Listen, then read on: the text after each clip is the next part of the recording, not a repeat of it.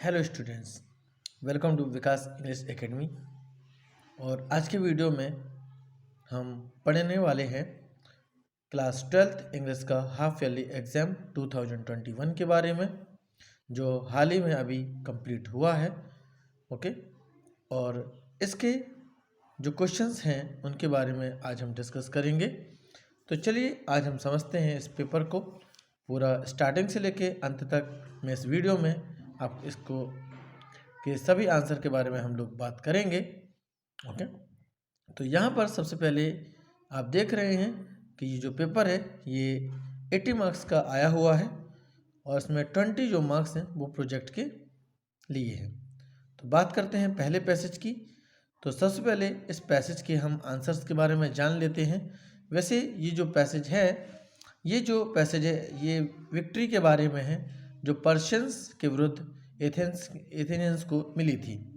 अब यहाँ पे जो हमारा पहला क्वेश्चन है जिसमें लिखा गया है, who has given an account of the battle between Greece and Persia. यानी पैसेज आप सभी ने पढ़ा हुआ है। यहाँ पे मैं बता दूँ कि इस क्वेश्चन का मीनिंग है कि किसके द्वारा जो युद्ध था ये ग्रीस और पर्शिया के बीच में जो हुआ था वो किसने इसके बारे में बताया था, यानी कि उस इतिहासकार का नाम हमें पता करना है। तो हमारा जो करेक्ट आंसर है वो है हेरोडोटस। यहाँ पे देखिए आप लिखा भी है कि Herodotus a famous historian reports that 6,400% died and compared with only 192 Athenians. तो यहाँ पर इसका जो करेक्ट आंसर है वो है हेरोडोटस, उन्होंने ही सबसे पहले बताया था। अब हम आते हैं इसके क्वेश्चन नंबर 2 पर। तो क्वेश्चन नंबर 2 जो है वो है, what did the Athenians do to expedite victory. यानी क्वेश्चन नंबर 2 में हमें बताना है कि जो एथेनियंस थे उन्होंने विक्ट्री को शीघ्र करने के लिए, यहाँ जो वर्ड हमारा एक्सपेडाइट है इसका मतलब होता है स्टूडेंट्स शीघ्रता, उसको करने के लिए क्या किया। तो यहाँ पे 4 ऑप्शन है हमारे पास। They prayed for the assistant of the neighbouring state, they fooled the Persian by retreating, they equipped the army with the better weapons, they sought divine assistance. तो इसका जो करेक्ट आंसर है बच्चों वो है दे शॉट डिवाइन असिस्टेंट।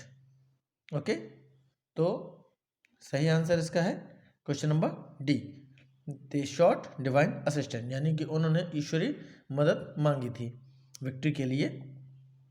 अब आते हैं इसके क्वेश्चन नंबर 3 पर। क्वेश्चन नंबर जो 3 है वो है, Marathon was the place where. Marathon जो जगह थी वो कहाँ पे थी, ठीक है, कौन सी जगह थी। तो इसका जो करेक्ट आंसर है बच्चों वो है मैराथन्स वो जगह थी जहाँ पे एथेनियंस ने अपनी विजय पताका को फहराया था। So correct answer is Athenians achieved victory. Now come to the fourth question. Next question is, in the passage intercede means to.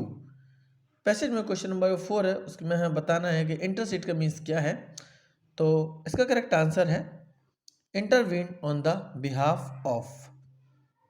Okay, तो क्वेश्चन नंबर डी हमारा सही आंसर हो जाएगा। अब नेक्स्ट क्वेश्चन की बात करेंगे। This is a passage about. ये पैसेज किसके बारे में है। करेक्ट आंसर है हिस्टोरिकल रिवॉर्ड। तो यह जो हमारा पैसेज है वो हिस्टोरिकल रिकॉर्ड के बारे में है। अब आते हैं इसके पैसेज नंबर 2 पर। पैसेज नंबर जो 2 है, ठीक है, उसके भी हम क्वेश्चंस के बारे में डायरेक्टली बात कर लेते हैं। आप सभी ने इसके पैसेज को पढ़ा हुआ होगा। तो चलिए हम बात करते हैं इसके पहले क्वेश्चन की तरफ। क्वेश्चन नंबर फर्स्ट है, होम शुड वी फॉरगिव। यानी कि हमें किसको क्षमा कर देना चाहिए, ठीक है। तो इसका करेक्ट आंसर है वो है एडवर्सरी। एडवर्सरी यानी कि अपने जो विरोधी होते हैं उनको हमें क्षमा कर देना चाहिए। सेकंड क्वेश्चन है, what is difficult to forget. यानी किस चीज़ को भूलना कठिन है। तो यहाँ पे इसका करेक्ट आंसर होगा number B, sins of enemies, यानी अपने दुश्मनों के जो पाप होते हैं उनको भूलना कठिन है। नेक्स्ट क्वेश्चन है, फॉरगिव दाइन enemies is one of the teaching of. तो फॉरगिव दाइन एनिमीज ये किसकी शिक्षा से जुड़ा हुआ है। सो इसमें का जो करेक्ट आंसर है वो है स्टूडेंट्स जीसस क्राइस्ट। अब आते हैं इसके नेक्स्ट क्वेश्चन पे। नेक्स्ट क्वेश्चन है, what virtue of Gandhi ji is the author talking about, यानी कि गांधी जी के कौन से सद्गुण के बारे में लेखक यहाँ पे बताते हैं। इसका करेक्ट आंसर है बच्चों फॉरगिवनेस। नेक्स्ट क्वेश्चन है हमारा, the antonym of adversary is, यानी एडवर्सरी का जो एंटोनिम है यानी विलोम है वो क्या है। सो करेक्ट आंसर इसका असिस्टेंट। ओके, आई होप आपको सारे आंसर यहाँ पे समझ में आ रहे होंगे। अब आते हैं इसके क्वेश्चन नंबर 2 पर। यहाँ पे बच्चों इसमें हमें नोट्स बनाने को कहा गया था। तो सबसे पहले अगर आप इसके नोट्स बनाते हैं तो मैं यहाँ पे आपको कुछ अंडरलाइंस करता हूँ, इसकी कुछ लाइंस जिनको आप नोट्स के लिए लिख सकते हैं। यहाँ पर उन्होंने पूछा था कि इसका हमें टाइटल भी देना है। सो स्टूडेंट्स, इसका हमारा जो टाइटल होगा वो होगा women's victory, women education. Okay, अब यहाँ पे हम बात करेंगे कि इसके नोट्स कैसे बनाएंगे। तो बच्चों वुमेन एजुकेशन के अंदर हम यहाँ पे एक हेडिंग जो लेंगे वो है वुमेन एजुकेशन, और साथ में इसकी जो सब हेडिंग लेंगे वो यहाँ से हम ले सकते हैं। यानी कि यहाँ हम लिखेंगे 1.1 और 1.1 में हम लेंगे India is one of the foremost concern of the government. Okay, and second line हम क्या ले सकते हैं, सेकेंड लाइन लिखेंगे सोसाइटी एट लार्ज। देन इसके बाद देखिए, due to the fact that present time the educated women play a very significant role overall all development and progress of the country. तो यहाँ पे ये जो मैं आपको छोटी छोटी लाइनों को हाईलाइट्स कर रहा हूँ ये आप अपने नोट्स में लिख सकते हैं। इसके बाद ये भी आप लिख सकते हैं कि in since the prehistoric times women were denied to opportunities and had to suffer for the hegemonic masculine ideology. Then after that यहाँ पे हम लिखेंगे women education in India is the consequence of a such progress and this led to the tremendous improvement of the women's condition. Okay, तो अभी भी अगर आपको इसके नोट्स समझ में नहीं आ रहे हैं तो मैं इसका दूसरा वीडियो बनाऊंगा जिसमें आप बेटर तरीके से इसके नोट्स को समझते चले जाएंगे। तो अब देखिए इसके आगे और भी हम लाइनें जो आपको बताते हैं। In present era Indian society has established a number of institution for the educational development of women and girls and after that in the modern society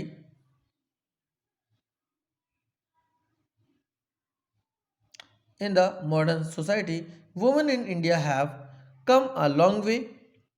Indian women are at par the men in all kinds of tasks like reaching the moon, conquering the Mount Everest, participating in all the fields. So all this possible just because of the education and the profound impact of his had on a woman. तो यहाँ पे हम ये जो हमने line आपको highlight की हैं ये आप अपने नोट्स में लिखेंगे। आई होप आपको नोट्स भी समझ में आ रहे होंगे।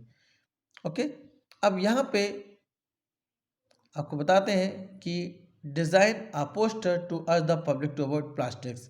ये सारे जो क्वेश्चंस हैं वो मैं इसके अगले वीडियो में आपको दूंगा। ओके, तो यहाँ पे अब हम देख लेते हैं इसके जो ग्रामर सेक्शन है। ओके, उसको अब देखिए यहाँ पे क्वेश्चन नंबर 6 के फर्स्ट में लिखा हुआ है we keep our food in the fridge it does not go bad. So यहाँ पे इसका जो करेक्ट आंसर है बच्चों वो करेक्ट आंसर है सो दैट। देखिए अब इसका मीनिंग समझ लेते हैं। We keep our food in the fridge, हम अपने खाने को फ्रिज में रखते हैं ताकि ये क्या ना हो, दूषित ना हो। It does not go bad, ताकि ये बुरा ना हो। तो करेक्ट आंसर है सो दैट। सेकंड क्वेश्चन है you not feel sorry for this petty mistake. तो यहाँ पे हमारा जो करेक्ट आंसर है वो है बच्चों नीड। ओके, तो हम कहेंगे यहाँ पे you need not feel sorry for this petty mistake. And the third question is room of this hotel has an AC। तो यहाँ पे हम कहेंगे each room of this hotel has an AC, यानी कि इस होटल के प्रत्येक रूम में AC लगा हुआ है। और नेक्स्ट हमारा he is good at English, यानी कि वो इंग्लिश में अच्छा है। तो बच्चों यहाँ पे इन नहीं भरेंगे, हम यहाँ पे एट भरेंगे। और इसका देखिए 6 वाला जो क्वेश्चन है, no sooner did the boy see the cobra then he ran away. यानी ये नो सूनर देन का प्रयोग है, ये हमारा एक एडवर्ब क्लॉज है फ्रेंड्स। ओके, तो हम यहाँ पे लिखेंगे जैसे ही उस बच्चे ने कोबरा को देखा वो भाग गया। अब आते हैं इसके हम नेक्स्ट क्वेश्चन पर, डू एज डायरेक्टेड में। तो यहाँ पे देखिए पहला क्वेश्चन लिखा हुआ है, the hotel was quite cheap, the hotel was very comfortable. तो बच्चों आपको इसमें इस तरीके से बनाना है, नॉट ओनली बट ऑल्सो का प्रयोग करना है। द होटल वॉज और फिर होटल वॉज के बाद आप लिखेंगे नॉट ओनली, ठीक है, not only quite cheap, the hotel was not only quite cheap. फिर इसके बाद लिखेंगे आप बट ऑल्सो, ये यहाँ पे द होटल काट के बट ऑल्सो लगा देंगे आप, but also very comfortable. Okay, sentence समझ में आ गया। तो the hotel was not only quite cheap but also very comfortable. इसके बाद देखिए हमें नाइदर नॉर का प्रयोग कैसे करना है। सेंटेंस है, they did not come to the party, they did not apologise for it. यानी उन्होंने ना तो वो पार्टी में वो आए और ना ही उन्होंने माफ़ी मांगी। तो हमारा जो करेक्ट आंसर है वो कुछ इस तरीके से बनेगा,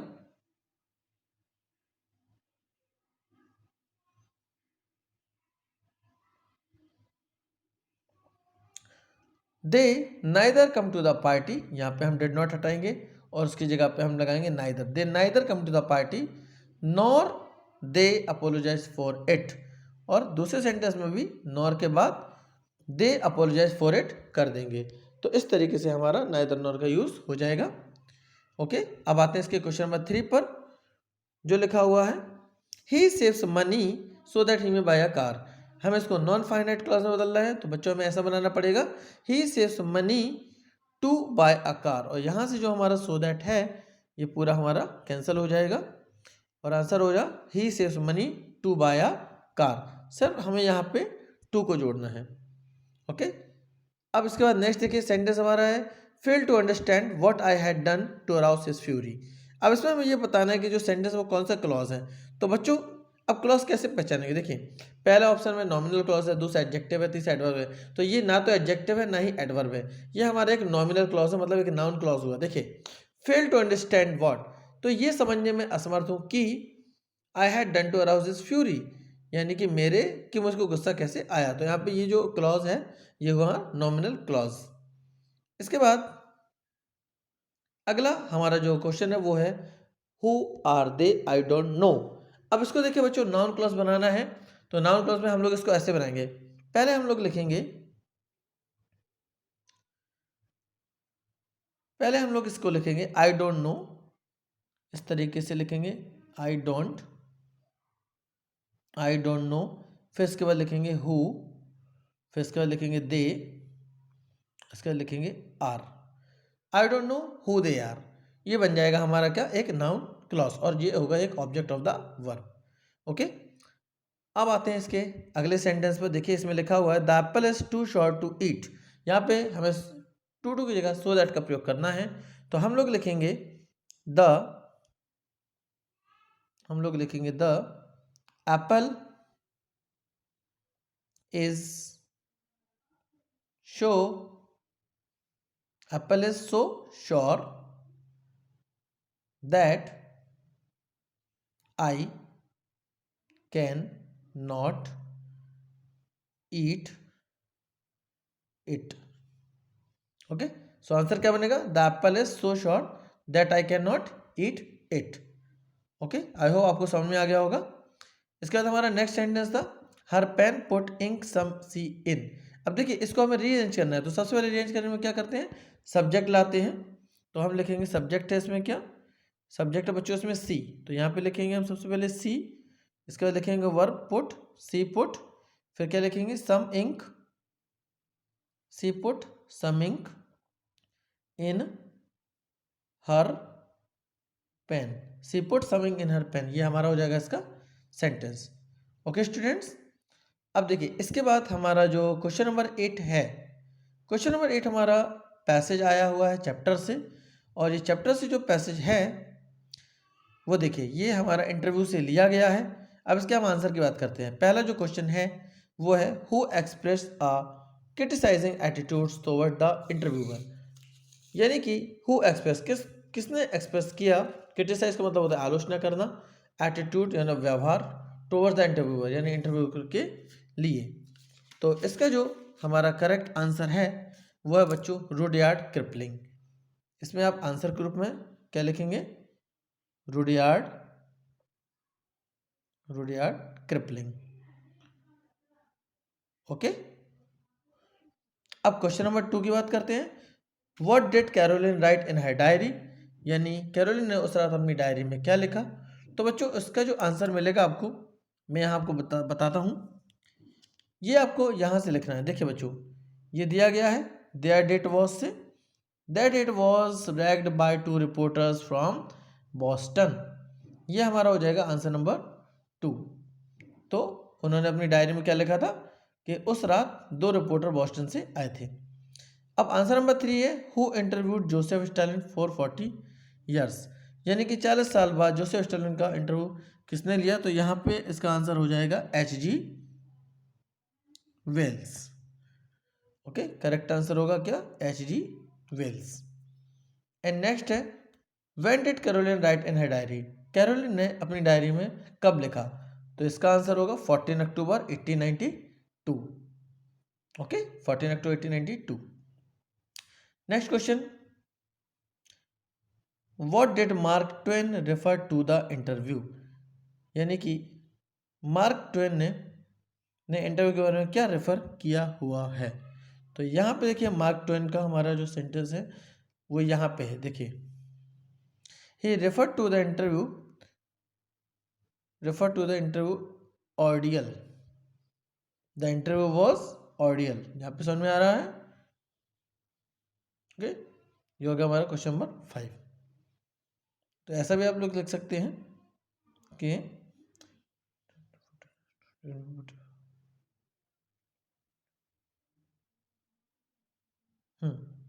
अब देखिए यहाँ पे, अब आते हैं इसके हम नेक्स्ट क्वेश्चन पर, क्वेश्चन नंबर 9। तो क्वेश्चन नंबर 9 जो है देखिए ये भी हमारी एक पोयम है, और आई थिंक इस beauty is Joy for ever, it loveliness increases, it will never pass into nothing less but will keep a bore quiet for us and sleep. तो यहाँ पर चलिए हम इसके आंसर बताएं आपको। पहला क्वेश्चन है name the poem and poet. तो पोएम का जो नाम है वो है थिंग ऑफ ब्यूटी, और पोएट का नाम है बच्चों जॉन कीट्स। ओके, पोएम का नाम thing of beauty and poet का नाम जॉन कीट्स। सेकंड क्वेश्चन है how is the thing of beauty a joy for ever, यानी थिंग ऑफ ब्यूटी किस तरीके से हमेशा के लिए एक आनंददायक है। तो इसका आंसर हो जाएगा a thing of beauty is a joy for ever because its loveliness increases, it will never pass into nothingness. ठीक है, its never pass into nothingness. अब क्वेश्चन नंबर 3 है what do you understand by bore. Bore क्या होता है। तो बच्चों bore को एक हम डेफिनेशन में समझ सकते हैं, अ प्लेजेंट सैडी प्लेस। इसको मैं आपको लिख के बताता हूं, आप जरा उसको लिख लीजिए। A pleasant सैडी place under trees,